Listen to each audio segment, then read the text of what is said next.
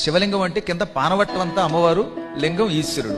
శివుడు ఎక్కడుంటే అక్కడ అమ్మ ఉంటుంది, అమ్మ ఉంటే శివుడు ఉంటాడు. ఆ ఇద్దరికి అభేదం. ఒకప్పుడు శివుడు అంధకుడు అని ఒక రాక్షసుడిని సంహరించాడు. సంహరించి కైలాసానికి వచ్చాడు.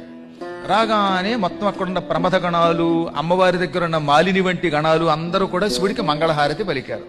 పార్వతి చిరునవ్వు నవ్వుతూ శివుడి దగ్గరకు వచ్చి, ఏమండి ఈ జనమందరూ మీకు తెగ హారతి పడుతున్నారు, మీరు ఏమి చేశారండి అంది. అంధకుడనే ఒక భయంకర రాక్షసుడిని చీల్చి చెండాడాను అన్నాడు ఆయన. వాణ్ణి చంపే ముందు ఏం చేశారండి అన్నది ఆవిడ. ఓహో, వాణ్ణి కాలుతో తొక్కి చంపారు. ఏ కాలు? ఎడంకాలు. ఎడంకాలు ఎవరిదండి అంది ఆవిడ. అర్ధనారీశ్వరుడు కదా శివుడు, ఎడమకాలు ఎవరిది? అమ్మవారిది. ఎడంకాలుతో తొక్కి చంపారా, కాలు ఎవరిది అనగానే ఆయన ఒక క్షణం ఆగి చిరునవ్వు నవ్వి, ఎడంకాలు ఎవరిది? నీదే, నువ్వే కదా అన్నట్ట. మరి తొక్కి చంపింది నేనైతే ఈ వెర్రి జనం అంతా మీకు మంగళహారతి పడతారు ఏమిటండి అంది ఆవిడ.